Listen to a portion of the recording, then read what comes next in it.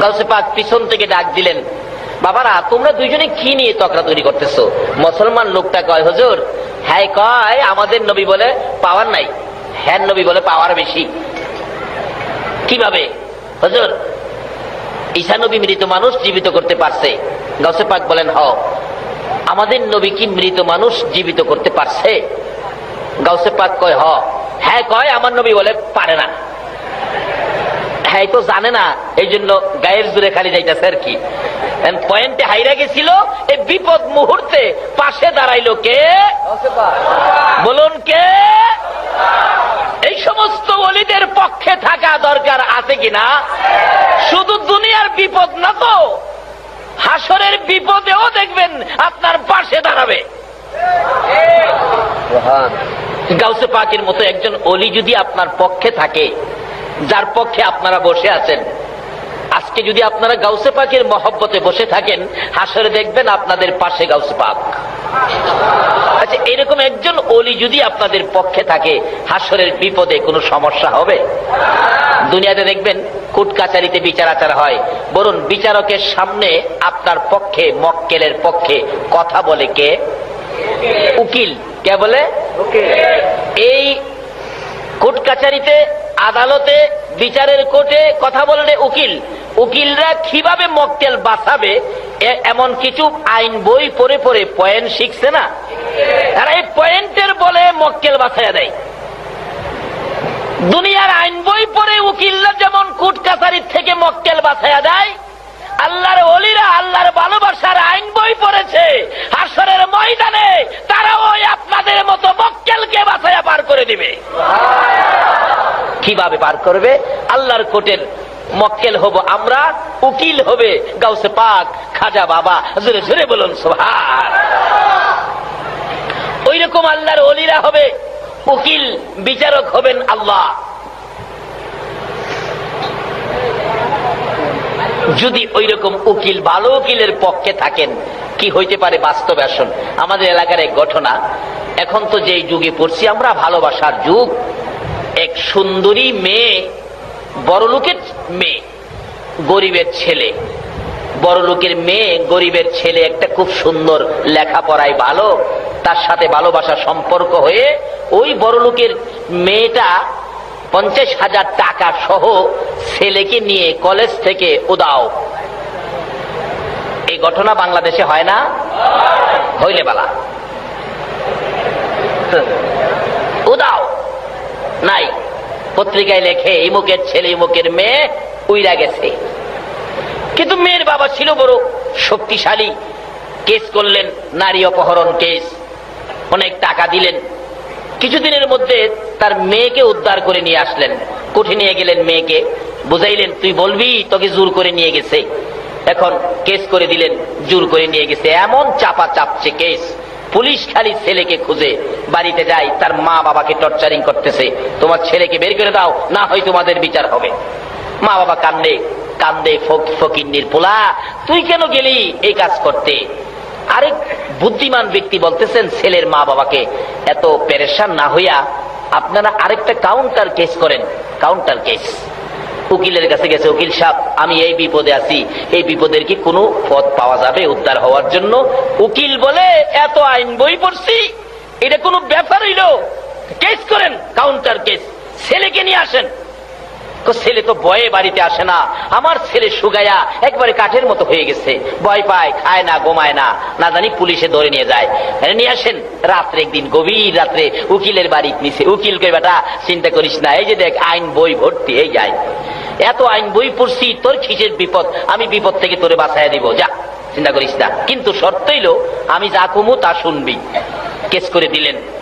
যেদিন কোর্টে হাজির হবে, ওই মেয়ের সাথে অপরাধী ছেলে কোর্টে হাজির হবে, তো উকিল বললেন কোর্টে তোরে যাই জিগাইব, উকিলের পরামর্শ তোরে যাই জিজ্ঞেস করবে তুই খালি চুপ করে তাকায় থাকবি, কোনো কথা তুই বলবি না, তাকায় থাকবি। মক্কেল যে মক্কেলের মতোই থাকবি। কোর্টে উঠলো, বাদী বিবাদী হাজির হাজির। মেয়ের পক্ষের উকিল বলতেছেন মাননীয় বিচারপতি অনুমতি দেন কথা বলি। বলেন। উকিলের মুখ তো বুঝি নেই কিভাবে শুরু হয়েছে। এই যদি হয় স্যার সামাজিক আচার আচরণ, যুবকেরা মেয়েদেরকে ধরে নিয়ে যাবে জোর করে ঘর থেকে। সংসার, এই সমাজ, এই দেশ কেমনে চলবে? মাননীয় আদালত, আপনারও তো মেয়ে আছে, কি হবে দেশ? কোথেকে যাচ্ছে? উকিলের মুখ একেবারে সাবান দিয়ে খইসা দইয়া ইস্তারি গিরে ফেলাইছে। অবশেষে ম্যাজিস্ট্রেট বলতেছেন, উকিল সাহেব থামেন, আমি দুইটা প্রশ্ন করি। এই ছেলে, এই মেয়েটাকে তুমি যখন জোর করে ধরে নিয়ে যাও তখন রাত্র কয়টা বাজে? তার উকিলের পরামর্শ কি ছিল? চুপ করে থাকা, কথা বলিস না।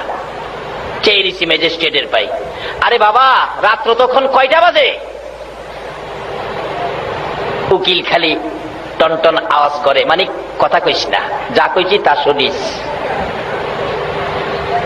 বাবারে, বালা ওলির পিছনে গিয়া মক্কেল হয়ে যান, যা করে ওলিই করবো। আল্লাহু আকবার বলো।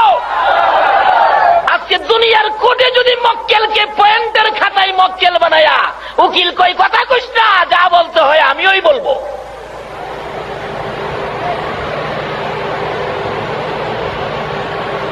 কি ব্যাপার, কথা বলো? বলে না। কথা না বলার পরামর্শ কার? উকিলের। যখন তুমি মেয়েটাকে জোর করে নিয়ে যাও, তোমার সাথে কতজন লোক ছিল? দ্বিতীয় প্রশ্ন। উকিলের পরামর্শ কি? কথা। কি ব্যাপার, দুইটা প্রশ্ন করলাম, একটা কথার জবাব দেয় না, খালি চায় তাই। 3 নাম্বার প্রশ্ন, এই ছেলে, তুমি যখন মেয়েটাকে জোর করে ধরে নিয়ে যাও তখন কি কেউ দেখছিল? সাক্ষী আছে কেউ? চেয়েছি। ম্যাজিস্ট্রেট জিগায়, উকিল সাহেব 24 বছর চাকরি হলো, এই মক্কেল তো পাইলাম না, এটা করতে নিয়ে আইছেন এই মক্কেল? 3টে প্রশ্ন করলাম, একটার জবাব দিল না, খালি চায় থাকে। তার পক্ষের উকিল বলেন, মাননীয় বিচারপতি অনুমতি দিলে আমি কথা বলি। এবার ছেলে পক্ষের উকিল অনুমতি পাইছে। স্যার, এই ছেলেটা এত সুন্দর কথা বলতেন স্যার, মানুষ রেডিও বন্ধ করে তার কথা শুনতো, টিভি বন্ধ করে তার কথা শুনতো, কিন্তু আজকে ছেলেটার দিকে তাকাইলে স্যার মায়া লাগে, চোখে পানি আসে স্যার। এই মেয়েটাকে যেদিন ছেলেটা জোর করে টাইনা বাহির করে, মেয়েটা একটা চিল্লানি মারছিল, চিল্লানিতে তার কানের পর্দা ফাইটা গেছে। এখন কে কি বলে কিছুই শোনে না, শুধু তাকায়া থাকে স্যার। তার কষ্টের কথা আমার কষ্টে, আমার কথার মধ্যে এই কষ্টটা স্যার।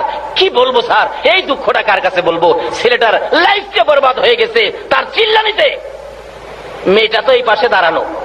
মেয়েটা বলেন, স্যার আল্লাহর কসম করে বলি আমি চিল্লানি দেই নাই। ছেলে পক্ষের উকিল বলেন, মাননীয় বিচারপতি আপনার পয়েন্টের খাতায় লেখুন, মেয়ে বলেছে চিল্লানি দেয় নাই, আপনার সামনে বলেছে, তাইলে জোর করে নেয় নাই। এবার ম্যাজিস্ট্রেট ডাকতেছে, এই কাজী সাহেবকে নিয়ে আসো। কাজী সাহেব, ম্যাজিস্ট্রেটের উপস্থিতিতে কাজী সাহেব এসে বিবাহ হয়ে গেল।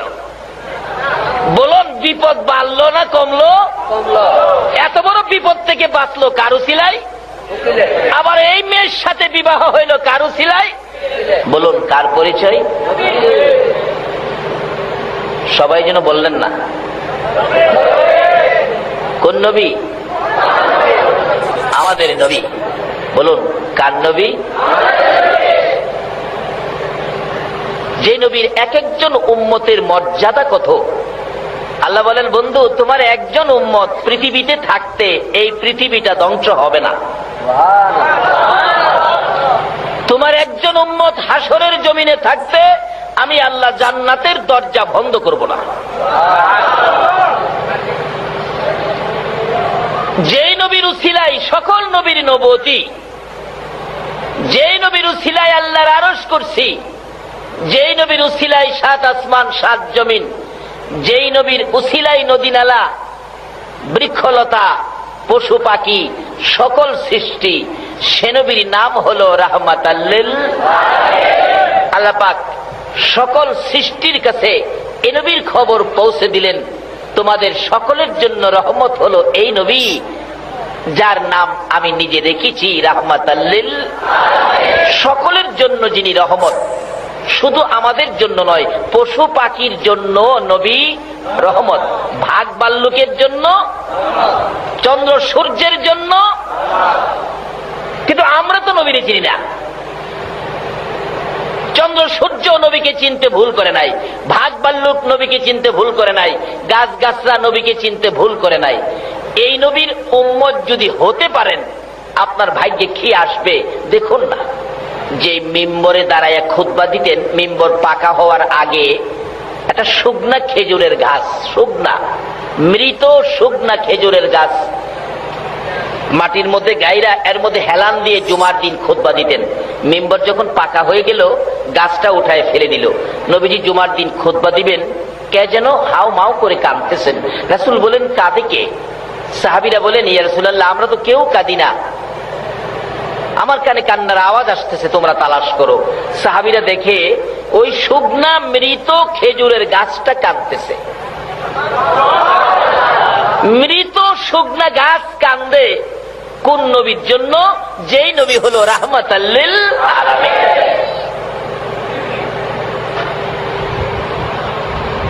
আজকে সেই নবীর উম্মত বিশ্বজুড়ে বিপদের মধ্যে।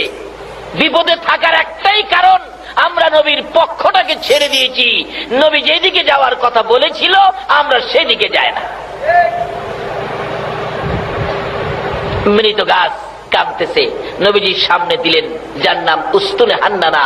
রাসূল বলেন, ও উস্তুনে হান্নানা, মৃত শুকনা খেজুরের ঘাস, তুমি এইভাবে কাঁদতেছো, তুমি তো মৃত, তুমি এইভাবে কাঁদবো কিভাবে? খেজুরের গাছ, মৃত গাছ জবাব দেন, হুজুর আমি মৃত ঠিক, কিন্তু আমার একটা ব্যথা আছে। কি ব্যথা? আমি এতদিন রাহমাতাল লিল আলামিন নবীর পিঠ মুবারকের সাথে লেগে থাকতাম, আজকে আমি নবীর থেকে দূরে সরে গেলাম। নবীর থেকে দূরে যাওয়ার ব্যথাই বেদনা সহ্য করতে না পেরে আমি এতিমের মতো কাঁদতেছি।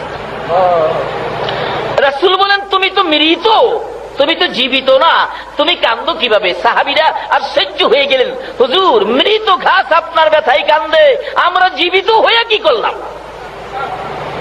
আরে উস্তুনে হান্নানা, কান্দিস না, তোর কান্না শুনে আমি নবীর মায়া হয়ে গেছে, দয়া হয়ে গেছে, আর কান্দিস না রে উস্তুনে হান্নানা, আমি তো সকলের জন্য রহমত, আমি নবী তোর জন্য দোয়া করে দেই, তুই একটা জীবিত খেজুরের গাছ হয়ে যাবে। বলুন, আমাদের নবী দোয়া করলে মৃত গাছ জীবিত হইতে পারেনি? একবার একজন খ্রিস্টান আরেকজন মুসলমান, দুইজন একসাথে যাচ্ছে হাইটা। খ্রিস্টান লোক বলতেছেন মুসলমানকে, দেখো মুসলমান বেটা, আমাদের যে নবী ছিল ঈসা নবী, কত ক্ষমতাবান ছিল, মরা মানুষ জীবিত করে ফেলছে, কুম বিইজনিল্লাহ বলে। আমাদের মুসলমান লোকটা বলতেছে, না, তোমাদের নবী ঈসা নবীর চাইতে কোটি কোটি গুণ পাওয়ার বেশি ছিল আমাদের নবীর, কারণ আমাদের নবী হলো সকল নবীর সেরা নবী, শ্রেষ্ঠ নবী, যার উসিলায় সকল নবীর নবুয়তি, যার উসিলায় কুল কায়নাত। খ্রিস্টান বেটা খুব জ্ঞানী ছিলেন, হ্যাঁ প্রশ্ন করে বসলেন আমাদের মুসলমানকে, শোনো, তোমাদের নবী কি মৃত মানুষ জীবিত করতে পারছে? তখন এই মুসলমান বেটা হ্যাঁ জানে না, জীবনে ওয়াজ শুনতেও যায় নাই। বাবারে, ওয়াজ শুনতে গেলেও মাঝে মাঝে পয়েন্ট পাওয়া যায়, এগুলি রাখলে বিপদে কামে লাগে। তো খ্রিস্টান খালি কয়, আরে বাবা, পাওয়ার যে বেশি, কিভাবে তোমাদের নবী মৃত মানুষ জীবিত করছে, একটা পয়েন্ট দেখাও। হ্যাঁ, জীবনে ওয়াজেও গেছে না, দেখাইবো কোত্থেকে? কিন্তু দুইজনে ধাক্কাধাক্কি করে যাইতেছে রাস্তায়, কথা কাটাকাটি করে একেবারে শেষ পর্যায়ে চলে গেছে। খ্রিস্টান লোকটার কাছে আমাদের নবীর উম্মত মুসলমান স্বীকার করবে আমাদের নবী মৃত মানুষ জীবিত করতে পারে না, এই কথাটা স্বীকার করবে। এমন সময় আজকে যার স্মরণে মাহফিল, গাউসে পাক ওই দুই ব্যক্তির পিছনে হাজির।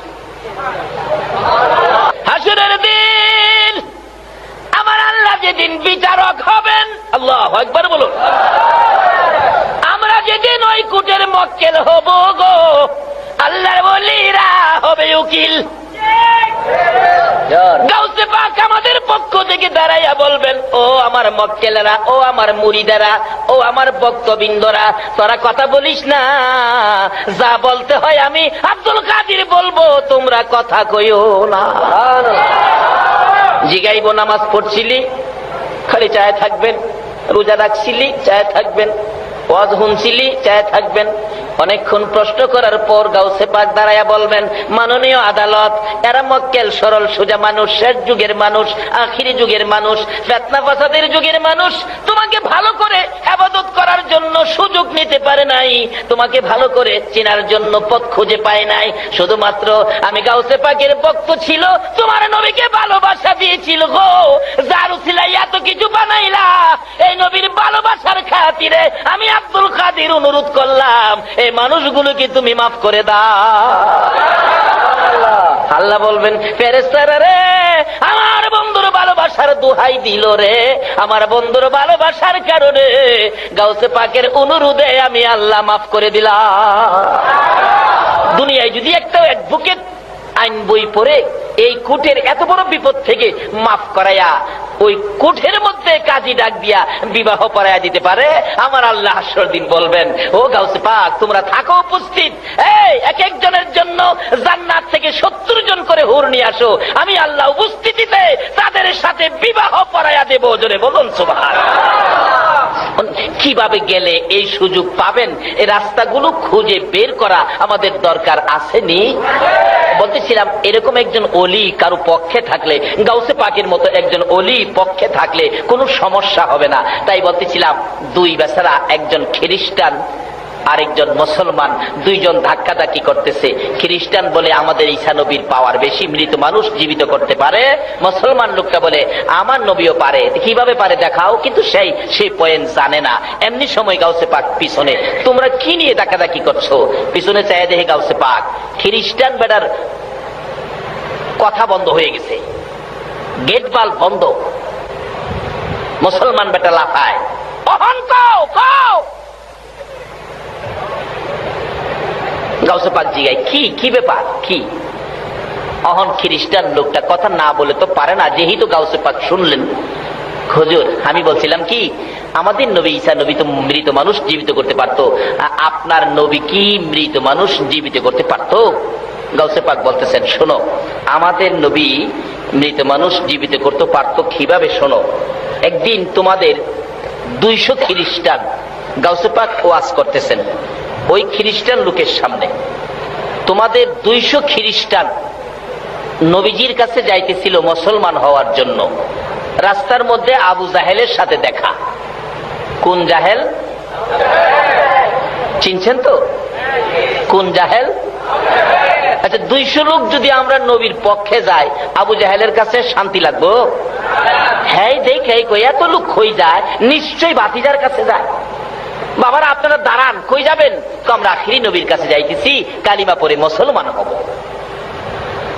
আবু জাহেলের তো সমস্ত শরীরে অশান্তি বিরাজ করতেছে, এত লোক ভাতিজার পক্ষে চলে যাবে। আচ্ছা আপনারা দাঁড়ান, মুসলমান হয়ে যাবেন, তবে একটা কাজ করেন, ভাতিজা সত্য নবী কিনা একটা প্রশ্ন করে ভাতিজারে জিগায়ে দেখেন, যদি প্রশ্নের জবাব দিতে পারে তাহলে আপনারা ভাতিজার পক্ষে যাইন, না হয় ভাতিজার পক্ষে যাইন না। তো ওই খ্রিস্টানরা কয়, চাচা আপনি মুরব্বী মানুষ, দেখা যায় প্রশ্নের খবর ভালো জানেন, তাইলে আপনিই আমরা সাথে লন। এই ওয়াজ গাউসে পাক করতেছে ওই 2 লোকের সামনে, আপনি আমরা সাথে লন। তাকে নিয়ে, আবু জাহেলকে নিয়ে তারা রওনা হয়েছে। আবু জাহেল খুশি, এমন এক প্রশ্ন করব যে প্রশ্নের জবাব ভাতিজা দিতে পারবে না। এটা আবু জাহেলের ধারণা। আচ্ছা আপনাদের ধারণা কি, যে কোনো প্রশ্ন হোক আমার নবী কি জবাব দেওয়ার ক্ষমতা রাখে? সেই নবী আমাদের নবী, আমরা দুর্বল নবীর উম্মত নই। যেই নবী না হইলে কোন নবীর নবুয়তি হতো না। যেই নবীর নাম রাহমাতাল লিল আলামিন। আচ্ছা যাইতে যাইতে নবীজির সামনে হাজির। গাউসে পাক এই ওয়াজটা করতেছে দুইজনের সামনে। আবু জাহেল ডাকে, ভাতিজা 200 খ্রিস্টান আসলো তোমার কাছে মুসলমান হওয়ার জন্য, এখন তাদের একটা প্রশ্ন। নবী জিজ্ঞাসা, চাচা প্রশ্ন কি তাদের না তোমার? আরে বাবা যারই হোক একটা প্রশ্ন। কি প্রশ্ন? তাদের নবী ঈসা আলাইহিস সালাম মৃত মানুষ জীবিত করতে পারছে, বাবা তুমি কি মৃত মানুষ জীবিত করতে পারো? আমাদের নবীরে জিগাইতেছে আবু জাহেল, পারেনি। যদি পারো তাইলে তারা মুসলমান হবে। নবীজি কয়, চাচা কোন কবর থেকে মৃত মানুষ জীবিত করতাম আমার একটু দেখায় দেন তো, কোন কবর থেকে? এই ওয়াজ করতেছে গাউসে পাক ওই দুই লোকের সামনে। আবু জাহেল কয়, ভাতিজা আসো আসো। যার হাসে মনে মনে কয়, এমন এক কবরের কাছে নিয়ে যাবো যার মধ্যে হাড্ডি গুড্ডিও নাই।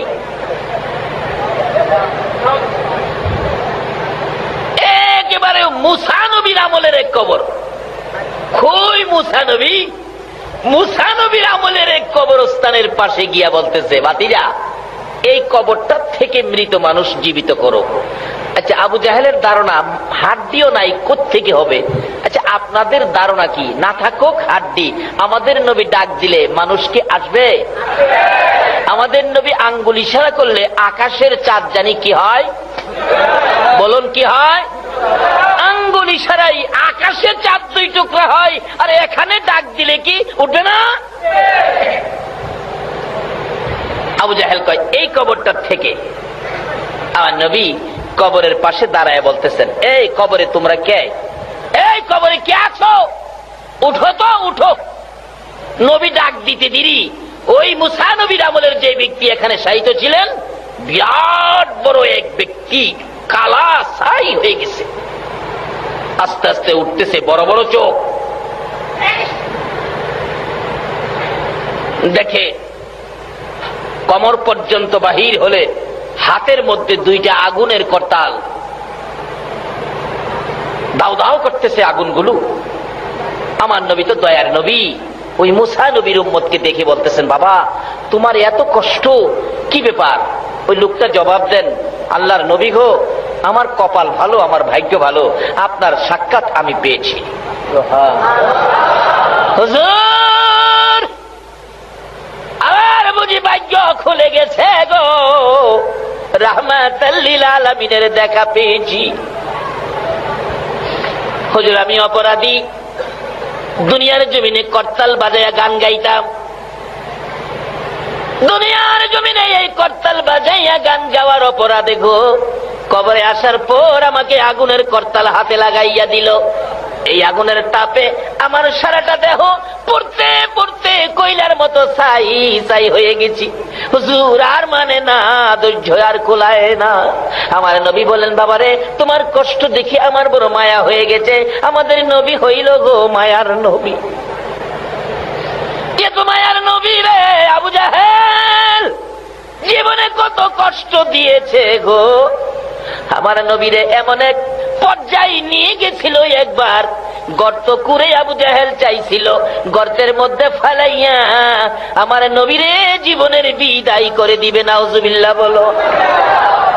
জীবনে যত সুযোগ কষ্টের জন্য ছিল সকল সুযোগগুলো আবু জাহেল আমার নবীর বেলায় কাজে লাগাইছে। আবু জাহেল একদিন, মা আয়েশা সিদ্দিকা বলেন, আমি দেখেছি আমার নবী ঘুম থেকে ওঠার পর নবীজির সুন্দর চেহারা মুবারকে খেজুর পাতার চাটার দাগগুলো বেশি থাকতো। তারপরেও মাঝে মাঝে আমার নবী একটু সময় ঘুমাইয়া বাকি সময় বিছানায় বসে বসে করুণ সুরে আমার নবী কাঁদতেন, জামা কাপড় চোখের পানিতে ভিজে যাইতেন। মাঝে মাঝে প্রশ্ন করতাম, ইয়া রাসূলুল্লাহ বেয়াদবি ক্ষমা করে দিবেন, প্রশ্নের জবাব চাই। কি প্রশ্ন রে আয়েশা? হুজুর আপনি একটু সময় ঘুমাইয়া বাকি সময় বসে বসে কেন এইভাবে কাঁদেন? হুজুর আমি জানতে চাই, এই খেজুর পাতার চাটার মধ্যে ঘুমাইতে বুঝি কষ্ট হয়, সেই জন্য কি আপনি কাঁদেন? আমার নবী বলেন, আয়েশা রে না না সেই জন্য কান্দি না। হুজুর একটা বালিশ, শুধু চামড়ার ব্যাগ, কিছু খেজুর পাতা এর মধ্যে আছে, এর মধ্যে মাথা দিয়ে ঘুমাইতে বুঝি কষ্ট হয়, সেই জন্য কাঁদেন। আমার নবী বলেন, আয়েশা রে না না, আমি সেজন্য কান্দি না।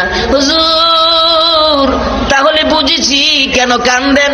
জীবনে কোনোদিন বাবার মুখ দেখেন নাই, বাবা বলে ডাকার সুযোগ পান নাই, বাবার ব্যথা বুঝি কলিজায় লাগছে, বাবার জন্য কান্দেন। আমার নবী বলেন, আয়েশা রে, না না, বাবার জন্য কান্দি না। হুজুর, তাহলে বুঝেছি মায়ের জন্য কান্দেন, মায়ের কথা মনে হয়েছে। আমার নবীর কান্না আরো বেড়ে গেছে। রে আয়েশা, শুনো কেন কান্দি। বিছানার জন্য নয়, বালিশের জন্য নয়, বাবার জন্য নয়, মায়ের জন্য নয়, আমি কান্দি রে আয়েশা আমার গুনাহগার উম্মতের জন্য।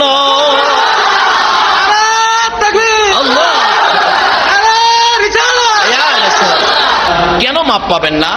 নবীজি এইভাবে আপনার আমার ব্যথায় কাঁদতেন। এখনো 24 ঘন্টা মদিনায় শুয়ে শুয়ে আপনার আমার ব্যথায় নবী কাঁদতেন। অন্য নবী রাসূলের উম্মতের জন্য তো এত সহজে মাপের পথ নাই, শুধুমাত্র আপনাদের জন্য। আপনারা কি সে নবীর পক্ষে যাইতে রাজি আছেন? এই নবীর পক্ষটাই হলো আমার আল্লাহর পক্ষ, এই নবীর পক্ষটাই হলো জান্নাতের পক্ষ, এই নবীর পক্ষটাই হলো শান্তির পক্ষ। আল্লাহ কবুল করুন, সকলে বলুন আমিন। শুধু এটাই শেষ নয়, মাপ পাওয়ার জন্য আমার নবী যেদিন জগৎ থেকে বিদায়ী হয়ে যাবেন, আমার আল্লাহ জিবরাইলের মাধ্যমে প্রস্তাব করেছিলেন, জিবরাইল, আমার বন্ধু এই জগতে বহু জায়গায় মার খেয়েছে, বহু জমিনে আমার বন্ধুর রক্ত মোবারক লেগে আছে, এই রক্ত মাখা জমিনে আমার বন্ধুকে দাফন করব না, বন্ধুর দেহ মোবারক আমার আরশের ডাইন পাশে দাফন করব। সুবহানাল্লাহ। জিবরাইল তো আশ্চর্য, প্রভু হে, হযরত আদম আলাইহিস সালাম থেকে শুরু করে ঈসা আলাইহিস সালাম পর্যন্ত কারোর জন্য তো এই প্রস্তাব করেন নাই, আপনার বন্ধুকে আরশে নিয়ে আসবেন? হ্যাঁ, যাও, প্রস্তাব নিয়ে যাও। প্রভু, আপনার বন্ধু না খুব খুশি হবে। জিবরাইল হাজির হয়ে যায় আপনার আমার দয়ার নবীর সামনে। ইয়া রাসূলুল্লাহ, আল্লাহর সালাম গ্রহণ করুন। আল্লাহু আকবার। হায় হায়, কেমন নবী! আল্লাহ যাকে আগে সালাম দেয় তারপরে কথা কয়। এই নবীর পক্ষে থাকতে রাজি আছেন তো? কিভাবে থাকবেন? এখন কিন্তু পক্ষ অনেক হয়ে গেছে, কত দিকের লোক যে আসবে আপনাদের কাছে, আসলে সঠিক পথটা ধরতে হবে।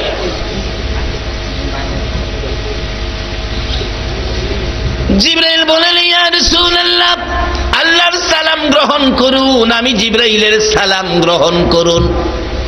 দেয়নি সালাম? নাকি এই ঘটনা কোনো মৌলবী অস্বীকার করতে পারবো? আল্লাহর সালাম গ্রহণ করুন, আমি জিবরাইলের সালাম গ্রহণ করুন। হুজুর, এমন এক প্রস্তাব আপনার জন্য নিয়ে আসছি যেটা হযরত আদম আলাইহিস সালাম থেকে শুরু করে ঈসা আলাইহিস সালাম পর্যন্ত কারো জন্য ফাঁস হয় নাই। এই প্রস্তাব শুনে আপনি নবী খুশি হবেন।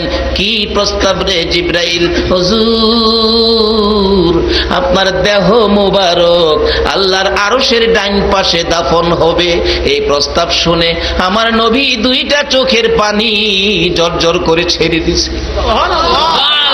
জিবরাইল বলেন, ইয়া রাসূলুল্লাহ, এত সুন্দর খবর শুনাইলাম, খুশি হলেন না? চোখের পানি কেন ছেড়ে দিলেন?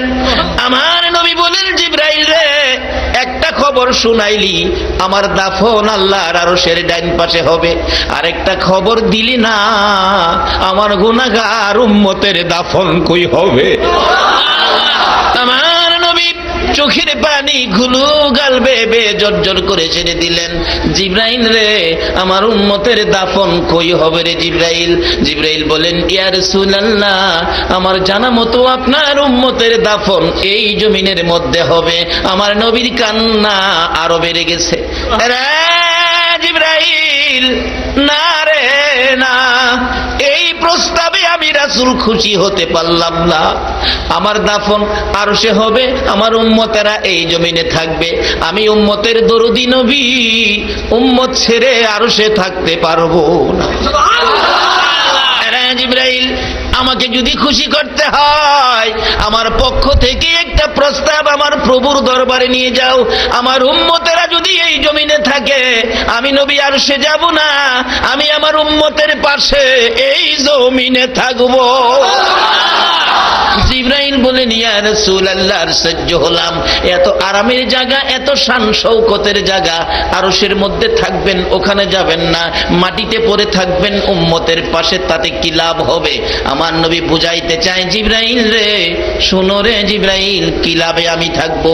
দুনিয়ার জমিনে দেখেছি মুরগি যখন বাচ্চা ফুটায়, মা মুরগিটা বাচ্চাগুলো লইয়া সমাজে ঘোরাঘুরি করে, বাচ্চার উপর যদি কোনো বিপদ আসে রে জিবরাইল, চিলকাক যদি উড়াল দেয় বাচ্চা নেওয়ার জন্য, মা মুরগিটা দুইটা পাখা বাড়াইয়া ডাকে, আদুরে সন্তানেরা রে, আয় আমি মায়ের পাখার নিচে আয়, বিপদ দেখা যায়, আয় আমি মায়ের পাখার নিচে আয় রে। বাচ্চাগুলো দৌড়াইয়া মায়ের পাখার নিচে ঢুকে, মা মুরগিটা বাচ্চাগুলো পাখার মধ্যে লইয়া রে জিবরাইল সান্ত্বনা দেয়, ভয় পাইস না, আর চিন্তা করিস না, কথা দিলাম আমি মায়ের জীবন থাকতে একটা বাচ্চাও চিলকাকে নিতে দিব না। জিবরাইল মা মুরগি যেমন বাচ্চাগুলো পাখার মধ্যে লইয়া বড় শান্তিতে পড়ে থাকে রে জিবরাইল, আমি নবী ও মদিনার জমিনে থাকবো, আর সে যাব না রে জিবরাইল।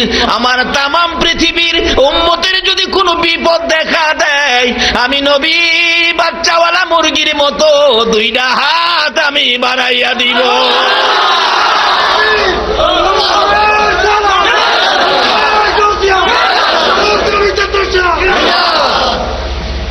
জিবরাইল রে, বাচ্চাওয়ালা মুরগির মতো তামাম পৃথিবীর উম্মত গুলো হাতের মধ্যে লইয়া আমারও মন চাই সুখে শান্তিতে পড়ে থাকবো।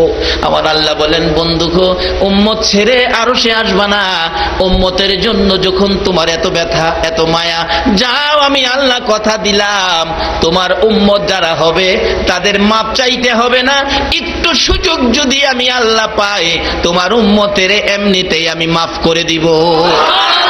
তাই সেই মাপের জন্য সুযোগ হলো আজকের মাহফিল। যে ভাইয়েরা মাহফিলের আয়োজন করেছেন, আপনারা কারা? কে আপনাদের মা? কে আপনাদের বাবা? কোন মা আপনাকে পেটে রেখেছে? যারা আজকের মাহফিল আয়োজন করেছেন মাহে রমজানে, নিশ্চয়ই আপনারা যেদিন মায়ের পেটে ছিলেন, মা বুঝি রমজানের রোজা রেখেছিল, ওই তাসিরের সন্তানগুলো আজকের মাহফিলের আয়োজন করেছে। যাদের আয়োজনে আমরা এত মানুষ এত সহজে ক্ষমা পাইলাম, তাদের জন্য দোয়া করা আমাদের দরকার আছে কিনা? আজকের এই কমিটির ভাইদেরকে আল্লাহ তুমি নেক হায়াত দাও, নবীর স্বপ্নের দিদার দেখাইয়া তাদের কলিজা ঠান্ডা করে দাও, সকালে বলো না আমিন। বাবারা ভাইরা, আমরা সকলেই কবরের প্যাসেঞ্জার হব কিনা? তার আগে নবীর কথা মানি, বলুন কার কথা? তাই নবীজি বলছে রমজানের রোজা আর নামাজের জন্য। রোজা হবে বিপদ মুক্তির জন্য, জান্নাতে যাওয়ার জন্য ঢাল স্বরূপ, আর নামাজ হবে জান্নাতের, বলুন। আচ্ছা, দুনিয়ার এমন কোন নেতা নেত্রী আছে জান্নাতের চাবি দিতে পারবো? চাবি দিতে পারবো? হেরারে যে আটকাইছে, হেরার তালাই খুলতে পারে না, খুব কষ্ট লাগতেছে খুলতে। দুনিয়ার তালা খুলবার চাবি দেওয়ার ক্ষমতা নাই, জান্নাতের চাবি হেরা দিতে পারবো? জান্নাতের চাবি দেওয়ার ক্ষমতা আছে আমাদের নবী। এই নবীর কথা মানা দরকার আছে কিনা? আসুন, জান্নাতের চাবি হইল নামাজ, আর এই চাবি লইয়া জান্নাত পর্যন্ত যাইতে গিয়া যত বিপদ আপদ আছে, সব বিপদতে বাঁচার জন্য রমজানের রোজা হবে ডাল। দুইটা চিঠি, নবীর চিঠি দুইটা লন আমরা লইয়া যাই। যদি লইয়া হাসরের ময়দানে যাইতে পারেন, আল্লাহ পাক হাসরের দিন বিচারের কোর্ট বসাবেন একদিকে, আরেক দিকে নির্দেশ দিবেন, ফেরেশতারা আমার আরশের নিচে ডেকোরেশন করে, আমার মেহমান আসতেছে, আমার মেহমান আসতেছে, তোমরা ডেকোরেশন করে এখানে খাবারের ব্যবস্থা করো। আমার দুনিয়ার কিছু মেহমান আছে, তারা দুনিয়াতে না খাইয়া রোজা রাখছে, আমারে ভয় করছে, আমি তাদের আজকে আমি মেহমানদারি করব। কি মেহমানদারি করব? কি রোজা রাখলে না না রাখলে? খায়া রাখলে না না খায়া রাখলে? এটা খায়া কি তাজা হইছে, আবার সাহস নাই, ভয় আছে। কিন্তু দেখছি হোটেলের ভিতরে খাইতে যাইব, হোটেল মালিকরা পর্দা লাগাই রাখছে তো, কিন্তু পর্দার সামনে তার দুইটা গুটি দেয়, পরিচিত কেউ আছে কিনা দেখা যায় কেউ নাই, মাথা নিচে দিয়ে চায় না, টেবিলে বইয়া চায় না, নিচে বইয়া খায়, মিছিয়া দে খাইতেছে। খাওয়ার শেষে কয় টিস্যু আছে, টিস্যু টিস্যু তোয়ালি আছে, আছে। আবার ষাঁড়ের মুখের এমন সুগান সুগায় মনে হয় যে আজ গাছে রোজা রাখছে, সেহেরিও খাইছে না। কি বিপদ! আচ্ছা, রোজাদারদের না খায়া রাস্তাটা হাঁটে, কোনো বিপদ আছে? কোনো ভয় আছে? আল্লাহ কয় বান্দা, রোজা না রাখতে হেরা খাইছিন আর তোরা রোজা রাখতে না খাইয়া হাঁটছস, হাসরের ময়দানে আগে তোরা রে খাওয়ামু, পরে বিচার আছে। আর সবে কদর পাইছেন রোজাদার, কবরে যাবেন যেদিন কেউ আপনার সঙ্গী না, যে কথাটা থেকে কথা বললো, বলুন কবরে যাওয়ার সঙ্গী কেউ হবে? আরে বাবার পাশে দাঁড়াইয়া বিষ নিব, সাপের বিষ, এটাই তো রাজি না, আবার কবরে যাইতো। যেদিন কেউ কবরে যাওয়ার সঙ্গী হইতে রাজি হবে না, সেদিন রাসূল বলছে এই সবে কদর আপনার সাথী হইয়া কবরে যাবে। যখন মুনকির নকির আসবে আপনাকে প্রশ্ন করার জন্য, জব সলভ করার জন্য, আযাবের ফেরেশতা আসবে আপনাকে আযাব দেওয়ার জন্য, রিপোর্ট নিয়ে যাবেন, ফেরেশতারা বলবেন তোমার কবরে আযাব হবে, 70 বছর হায়াত, এর মধ্যে 60 বছর বেজাল ইবাদত করো নাই, 60 বছরের অপরাধের জন্য তোমাকে শাস্তি করা হবে। সঙ্গে সঙ্গে সবে কদর আপনার সাথী তো দাঁড়ায় যাবে, এই দাঁড়াও, কাকে শাস্তি দিবা? তার আমলনামায় 60 বছর বেজাল। তখন সবে কদর বলবে 60 বছরের বেজালের নিয়ে তোমরা শাস্তি দিতে আইছো, আমার কাছে 83 বছর 4 মাস 10 দিনের নেকি আছে। এই যে দেখো লাইলাতুল কদরি খায়রুম মিন আলফি শাহর। যে কদর তার নসিব হয়েছে, এক কদরের মধ্যে 1000 মাসের চাইতে বেশি নেকি দেওয়া হয়েছে। আল্লাহ বাজেট দিয়েছে 1000 মাসের চাইতে বেশি নেকি নিয়ে কবর শুইছে, আর তুমি এই তো 60 বছরের নিয়ে ফিরা দিতা, যাও এখান থেকে, যাও। সুবহানাল্লাহ।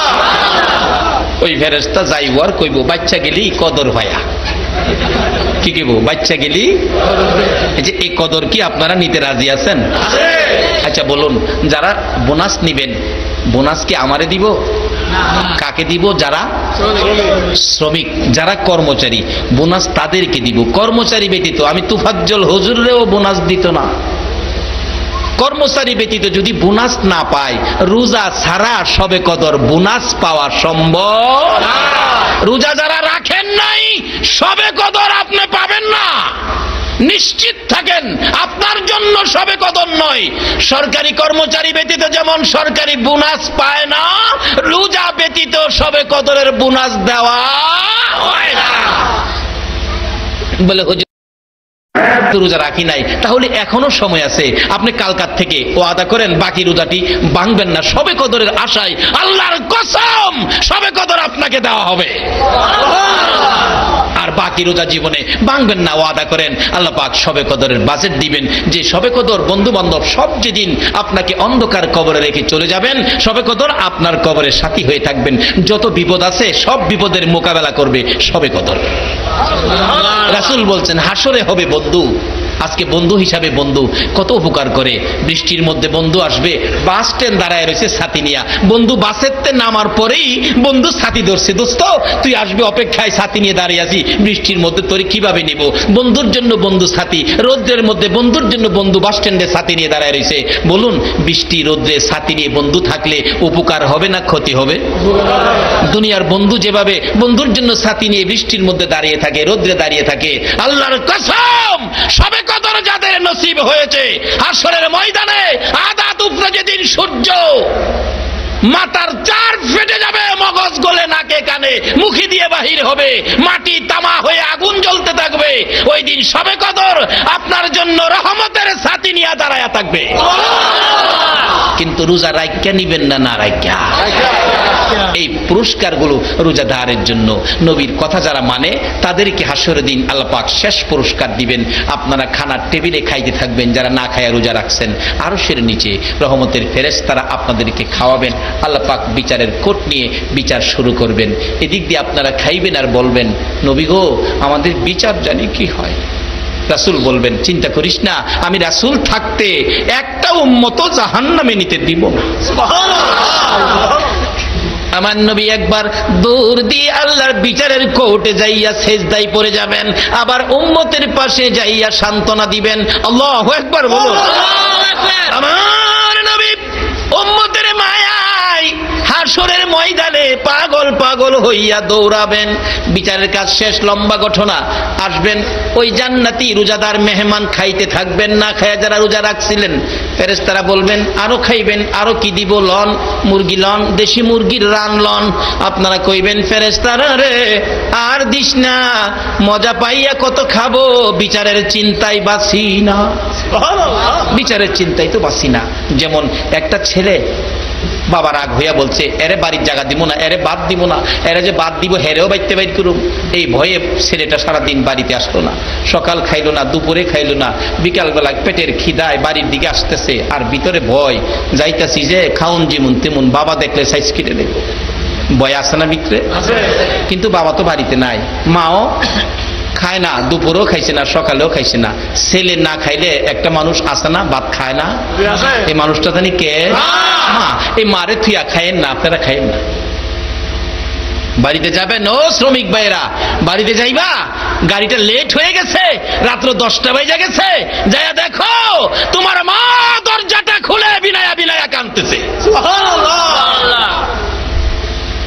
ডাকতেছে, বাবা আইসো। মা আমি সারাদিন খাই নাই, মা চোখের পানি ছেড়ে দিছে, আমিও তো খাইছি না রে বাবা, আয়। এক প্লেট ভাত দিছে। হ্যাঁ যে ভাত খায়, বলুন ভাত কি গিলতে পারে? কেন? ভিতরে কিসের ভয়? বাবার ভয়। বাবা যে কইছে হ্যাঁ যে ভাত দিব, হ্যাঁ রেও বাইতে পারি। মা কয় খাস না বাবা। মা খাইতেরি না তো, আব্বানি মারে। পুত্রে তরে মারবো কি আমারে থুইয়া? আমার জীবনটা থাকতে তোর গায়ে একটা হাত দিতে দিব আমি? এই দরদিটা কে বলুন? দুনিয়ার মধ্যে এই দরদিটা কে?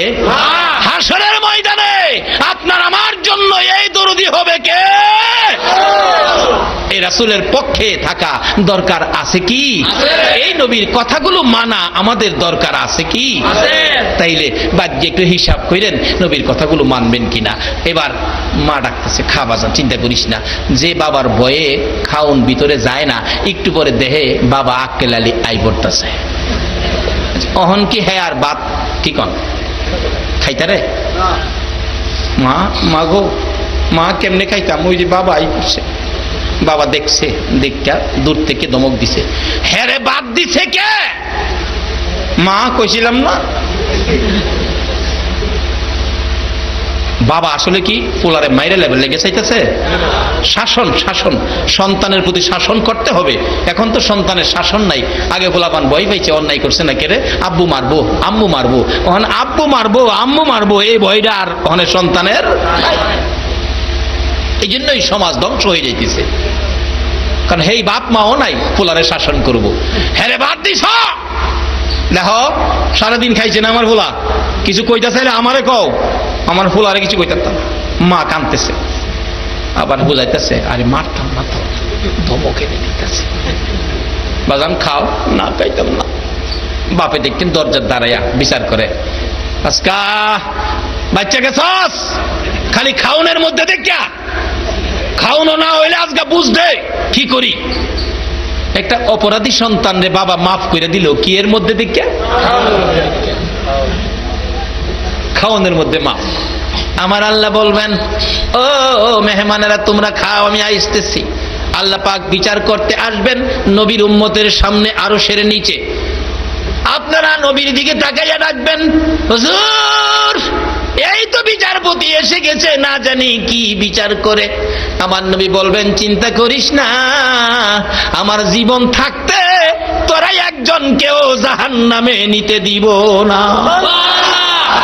সঙ্গে সঙ্গে আমার আল্লাহর কুদরতি পায়ে সেজদায় পড়ে যাবে নবী, মাবুদ গো আমার উম্মতেরা না খাইয়া রোজা রেখে লম্বা নামাজ তারাবি পর্যন্ত পড়ছে, এই কষ্ট আমি নবী সব জানি, সব আমি শুনেছি। মাবুদ আমার উম্মতেরা খানার টেবিলে খাইতেছিল, তোমার বিচারের ভয়ে তারা খাইতে পারতেছে না। আল্লাহ গো তাদেরকে কি বিচার করবা? তোমার কুদরতি পায়ে সেজদায় পড়ে গেলাম, তাদেরকে কঠিন বিচার করো না।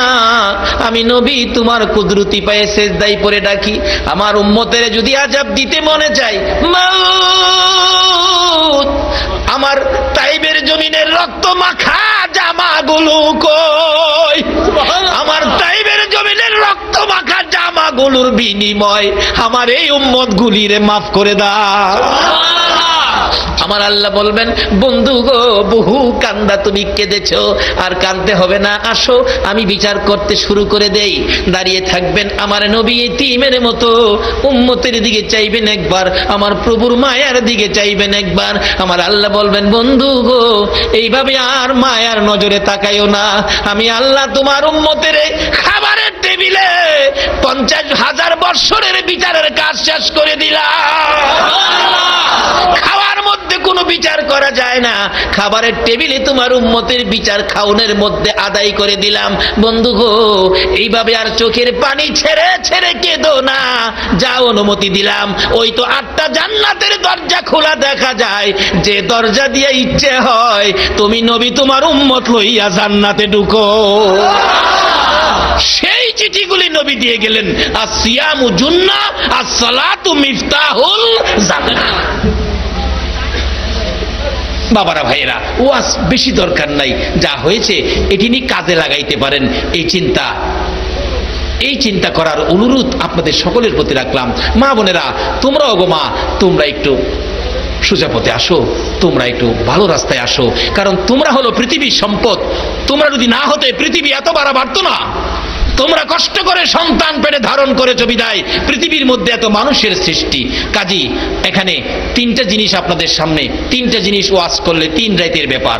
একটা জিনিস ছিল আল্লাহকে ভয়, যার দুনিয়ায় থাকি, যার পৃথিবীতে থাকি। দ্বিতীয় হলো নবীকে মহব্বত, এই নবীর উসিলায় এগুলি পাইলাম, এগুলি করতে হবে। নবীর কথা মানার অর্থ হবে নবীর মহব্বত। তৃতীয় নম্বরে হলো যে মা বাবার উসিলায় দুনিয়াতে আসলাম, এই মা বাবার খেদমত। এই 3টা ওয়াজ বাড়িতে রাখবেন, এই অনুরোধ রেখে আজকের এই মাহে রমজানের বরকতময়ী মাহফিল এখানেই আমি শেষ করে দিলাম। যে আলোচনা করেছি, আল্লাহ যেন আমাকে সহ সকলকে যেন আমল করার তৌফিক দেন। সকলে বলুন আমিন। এখানে কাগজ লিখে দিলেন, হিংসা দেশ নাকি অহংকার পতনের মূল। সর্বধর্মে কিছু আলোচনা নাকি সম্পর্কে কিছু আলোচনা। ভাইয়ে ভাইয়ে কলহ, এটা কিন্তু আসলে খুব জরুরি জিনিস। হিংসা, রাসূল বলছে যার ভিতরে সরিষা পরিমাণ হিংসা আছে, অহংকার আছে, সে কখনো আল্লাহর জান্নাতে যাইতে পারবে না। বলে হুজুর আমি তো আমল করেছি। রাসূল বলছে আগুন যেমন লাকড়িকে পুড়ে ছাই করে দেয়, হিংসা অহংকার মানুষের আমলকে পুড়ে ছাই করে দেয়। হিংসা কি? আমি বড় লোক, আমার সাথে হ্যাঁ রিক্সা তুলবো, 10টা আমারটা বেশি নিস, বুঝেন না? নামাজের কাতারে গরিবের সাথে বড় লোক দাঁড়ায় না, হিংসা। এই মুখ বড় হয়ে গেছে, হ্যাঁ কেমনে বড় হয়েছে? হিংসা। এই হিংসা রূপ আমাদের বাঙালির ভিতরে কি বেশি। আসলে এটা খুব মারাত্মক বিধি। হিংসা করবেন না, আমার যা আছে আমি তাই নিয়ে চলবো, কার কি আছে এই চিন্তা আমি করব না। আল্লাহ আমারে যা দিছে আলহামদুলিল্লাহ, আল্লাহর শুকুর, আমার রিজিকে যা ছিল এটাই আমি পাইছি, আমার বাজেটে যা ছিল এটা নিয়ে আমি চলবো। কাউ কি কে কি করছে এগুলির দিকে আমি কোনোদিন তাকাবো না। অহংকার, আমার চেয়ে বড় কেউ নাই, হামে হামে। বাবারে, অহংকারে 9 লক্ষ বছর ইবাদত করেছে ইবলিস, বিন্দু মাত্র অহংকারে জাহান্নামের লাকড়ি হয়ে গেছে। আজকে আমরা যদি অপরাধ করি, তওবা করলে মাফ করে দিবে। যে ইবলিস অহংকারের কারণে জাহান্নামের লাকড়ি, জীবনে কোনোদিন তওবা করার সুযোগ নাই। এই অহংকার রূপ যার আছে সে ইবলিসের বন্ধু হয়ে গেছে। আল্লাহ পাক এই রূপ থেকে আমাদেরকে মুক্তি দেন। সকলে বলুন আমিন। বাবারা ভাইরা, ভাই ভাই কি ভাইয়ে ভাইয়ে কলহ, আসলে ভাইয়ে ভাইয়ে কলহটা একটা বেশি। ভাইয়ে ভাইয়ে কলহ, ভাইয়ে ভাইয়ে কলহের কোনো বিধান ইসলামে নাই। বায়ে বায়ে কলহের কোনো বিধান ইসলামে নাই। মারপেটের বায়ে কলহের তো কোনো প্রশ্নই আসে না। মুসলমান মুসলমান বায়ে বায়েও কলহ করার কোনো বিধান ইসলামে নাই। রাসূল বলেছে কুল্লু মুসলিমুনা ইখওয়াতুন, সকল মুসলমান তোমরা ভাই ভাই। কিরকম ভাই? একজন কালিমাওয়ালা মুসলমান আরেকজনের কিরকম ভাই? যেমন পায়ের মধ্যে ব্যথা পাইলে চোখে দিয়ে পানি আসে, আসে না? পায়ে ব্যথা পাইছেন, চোখে দিয়ে পানি আসে। মাথায় ফোড়া হয়েছে, সারা শরীর বেদনা করছে। তুমি এরকম মনে করো তোমার একজন ভাই, যেমন পায়ের ব্যথায় চোখে পানি আসে, মুসলমান এক ভাইয়ের ব্যথায় তুমি ঠিক এইভাবে ব্যতীত হও। হিংসা না, অহংকার না, ক্ষতির চিন্তা না। এই আমলগুলি আমাদের করার তৌফিক আল্লাহ দান করুক। সকলে বলুন আমিন। সবাই ডাক দেন আল্লাহুম্মা আমিন, আল্লাহুম্মা আমিন। রব্বানা যালামনা আনফুসানা ওয়া ইল্লাম তাগফির লানা ওয়া তারহামনা লানাকুনান্না মিনাল খাসিরিন। রব্বিরহামহুমা কামা রব্বায়ানি সগীর। ও 2 লং মাইলের মাথার মা বোনেরা, ঘুম থেকে উঠো গো মা, কানটা পাইতা শুনো, মাহফিলের আখিরি মোনাজাত হইয়া যাইতেছে। মাগো 1 বছরের জন্য এই মাহফিল বিদায় নিতেছে। মাবুদ, রমজানের শেষ দিকে চলে আসছি। নবী উম্মতের জন্য যেই কোনো বেজুর রাত্রে সবে কদরের বাজেট করেছো গো আল্লাহ। আমরা আজকে 23 রমজানের বেজুর রাত্রে আমরা হাত বাড়াইলাম গো আল্লাহ। মাবুদ, যারা না খাইয়া সারাদিন কষ্ট করে রোজা রাখছে, লম্বা নামাজ তারাবি পড়ছে, সারাটা রাত্র কষ্ট করে মাহফিলের সময় দিয়েছে, এই রোজাদার গুলো হাত বাড়াইছে, এ হাত দেখলে তোমার মায়া লাগেনি গো আল্লাহ। প্রচন্ড রোদ্রে যখন চাপ মারে, কিছু কিছু যুবক ছেলে না মসজিদে জোহরের নামাজ পড়ে বিছানায় শুয়ে যায়। জিজ্ঞেস করলে জবাব দেয়, হুজুর পানির পিপাসায় কলিজা শুকাইয়া গেছে। পানির পিপাসায় কলিজা শুকাইয়া যায়, একটা রোজাও ভাঙলো না গো আল্লাহ। এই রোজাদার যে হাত বাড়াইলো, তোমার কি মায়া লাগে না? আল্লাহ গো, এই রোজাদারের হাতগুলি কবুল করে মা বোনদেরকে সহ এই মাহফিলের উসিলায় আমাদের সবাইকে তুমি মাফ করে দাও। রোজাদাররে মাফ না করলে আমরা আর কার কাছে যাব গো আল্লাহ? তুমি না বলেছো রমজানের 3 ভাগের মধ্যে মধ্যভাগ আমাদেরকে ক্ষমা দিবা। মধ্যভাগে যদি আমরা ক্ষমা না পায়া থাকি, আজকে বেজুর রাত্রে আমরা তুমি মাফ করে দাও গো আল্লাহ। মাবুদ, তুমি তো বলছো আমরা মাফ করে দিবা। তুমি যদি মাফ না করো আল্লাহ গো, তুমি যে কইছো, আমরা যদি প্রশ্ন করি জবাব তো দিতে পারবা না।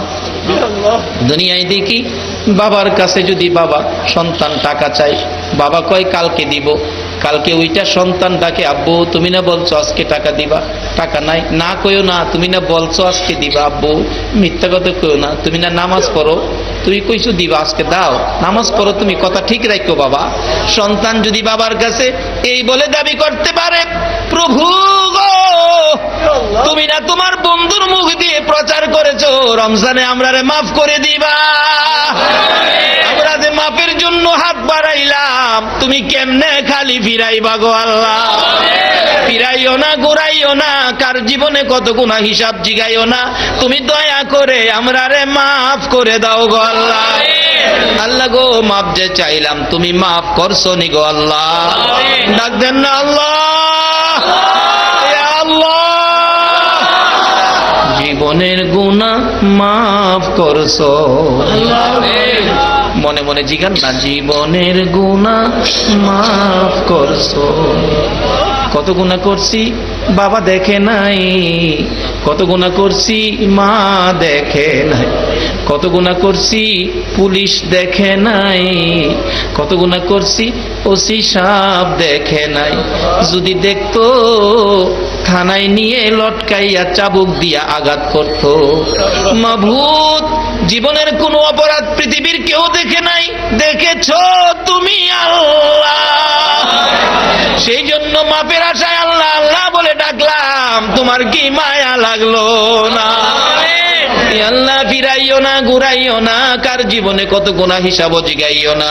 এই মাহে রমজানের বেজুর রাত্রে আমাদেরকে তুমি জীবনের গুনাহগুলো মাফ করে দাও। আল্লাহ, জীবনের গুনাহ মাফের আসার দরখাস্তের পর আরেকটা দরখাস্ত করি, তুমি রাগ হইও না। আমরা যারা হাত বাড়াইছি, হাজার হাজার মানুষ, আমি জানি না কার মনে জানি কি ব্যথা রে আল্লাহ, কার মনে জানি ব্যথা। মানাই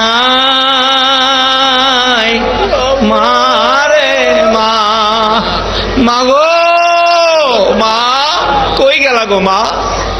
দরদি মা কার জানি দুনিয়ায় নাই। দরদি বাবা, বাবা গো মাথার গাম পাতাই পড়তো গো বাবা, কষ্ট করে লালন পালনের দায়িত্ব নিয়েছো, সেই বাবা কার জানি কবরে গো আল্লাহ। বাবার সাথে যদি কোথাও গেছি, বাবা হাঁটতে না পারলে টাইনা টাইনা কোলে নিছে। জীবনে কতদিন বাবার কুলে পচরা পায়খানাও করছি গো আল্লাহ। মাবুদ, এই বাবা যার কবরে, ওই মা যার কবরে, যেই মা ছোট কালে পচরা পায়খানা করলে মা মেতরিনী হইয়া পরিষ্কার করত। পায়খানা যদি মার কোলে করছি, অন্য মহিলারা নাকে কাপড় দিয়া দূরে সরে যাইতো। মা দরদি পায়খানা পরিষ্কার করছে, কোনদিন নাকে কাপড় দেয় নাই রে আল্লাহ। এ মা বাবা যার কবরে গো, এই মা বাবার কথা কেমনে বুইলা গেছে। সন্তান যদি কোথাও গেছে, রাত্র যদি 12টা 1টা 2টাও বাজছে, সারা দেশের ঘরের দরজা যেদিন বন্ধ হইতো, মা সন্তানের জন্য দরজাটা খুইলা দাঁড়ায়া থাকতো। সন্তানের যদি কোনো অসুখ বিসুখ অশান্তিতে পড়ে যাইতো, মা সন্তানের পাশে বসে গভীর রাত্রে ডাকতো, মাবুদ গো, ও আমার আল্লাহ, আমার ছেলেরে জীবন ভিক্ষা দাও গো আল্লাহ। মা বাবা সন্তানের বিপদে তোমার কাছে জীবন ভিক্ষা চাইতো গো, এই মা বাবা যার কবরে তোমার জান্নাত ভিক্ষা চাই গো আল্লাহ, তোমার জান্নাত ভিক্ষা চাই গো আল্লাহ। ওই সকল মা বাবার কবর গুলো জান্নাতের বাগান বানিয়ে দাও। এ রমজানের ঈদের কত সোনার ছেলেরা মায়ের কবরে যায়া কাঁদবে, কত ছেলেরা বাবার কবরে যায়া কাঁদবে। ঈদের দিন সকালে দেখি একটা ছেলে জামা কাপড় পরে মায়ের কবরে কান্দে। জিজ্ঞেস করি, বাবা এখানে কেন কান্দো? জবাব দেয়, হুজুর আমার বয়সের ছেলেরা ঈদগায় যাওয়ার আগে পায়জামা পাঞ্জাবি পরে মায়ের পায়ে বাবার পায়ে সালাম করছে গো, আমি পায়জামা পাঞ্জাবি পরে কার পায়ে সালাম করব? আমার মাও নাই, বাবাও নাই। মায়ের বাবিরা কে জানি গো মাহফিলে হাত বাড়াইছে। বাস স্ট্যান্ড নাইমা দেখি একটা ছেলে বাসের থেকে নাইমা রিকশায় উঠে আর কান্দে। জিজ্ঞেস করি, বাবা ঈদের ছুটিতে আইছো, বাড়িতে যাইবা, কান্দো কেন? ছেলেটা জবাব দেয়, হুজুর ঈদের ছুটিতে গাড়ি ভাড়া বাইরা গেছে হুজুর, 50 টাকা বাস ভাড়ার মধ্যে 100 টাকা বাস ভাড়া দিয়ে বাড়িতে আইলাম, রিকশায় উঠে রওনা হলাম হুজুর, কান্দি। বাড়িতে ঈদ করব, কারে লইয়া ঈদ করব গো হুজুর? আমার মাও নাই, বাবাও নাই। এ মায়ের অভাবী, বাবার অভাবী যারা হাত বাড়াইছে গো আল্লাহ, ই আল্লাহ তোমার নবী বলেছে রমজানের শেষ 10 দিন কবরবাসীদেরকে মুক্তি দিবা গো আল্লাহ। তোমার কথা মতো, তোমার বন্ধুর কথা মতো মুক্তির আশায় হাত বাড়াইলাম, তাদেরকে মাফ করে কবরগুলো জান্নাতের বাগান বানাইয়া দাও। আল্লাহ মা বাবা যার দুনিয়াতে আছে হায়াত বাড়িয়ে দাও, মা বাবা কেমন জিনিস বুঝার তৌফিক ছেলে মেয়েদেরকে দান করে দাও।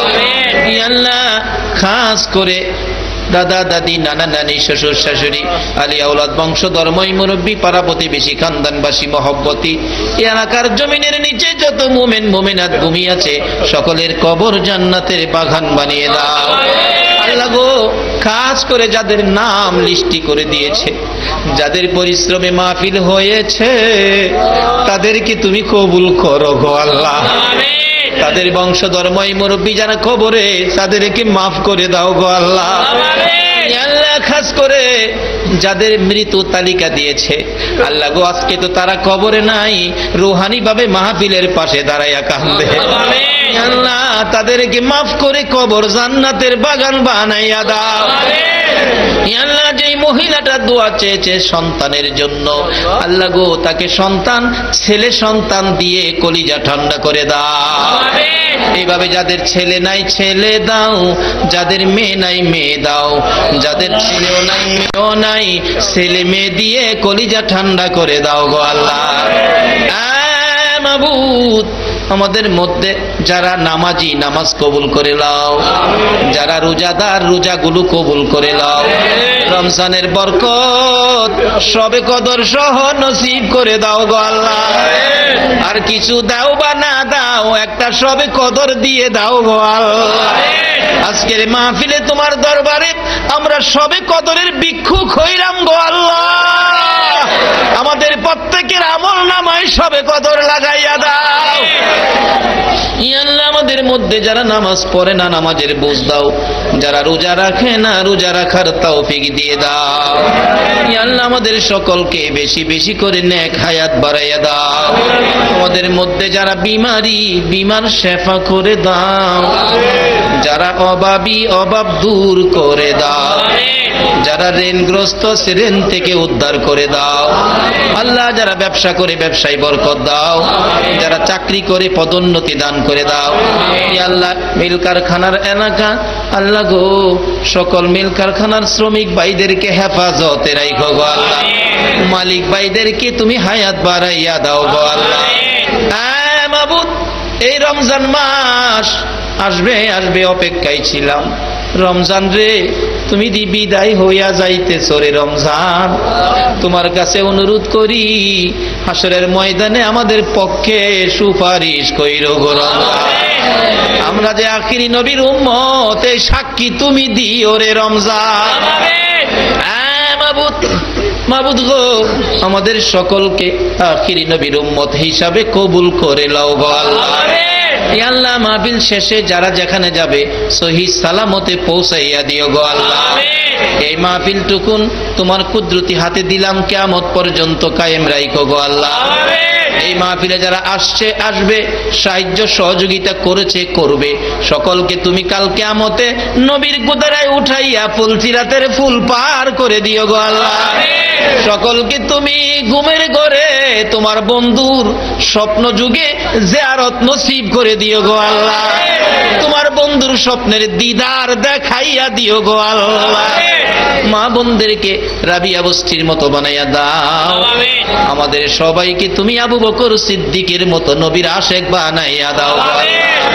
যতগুলো দরখাস্ত করলাম মাহফিলের উসিলাই, দুরুদ ও সালামের উসিলাই, মাহে রমজানের উসিলাই, সবে কদরের বেজুর রাত্রের উসিলাই, সবগুলো তুমি কবুল আর মঞ্জুর করো গো আল্লাহ।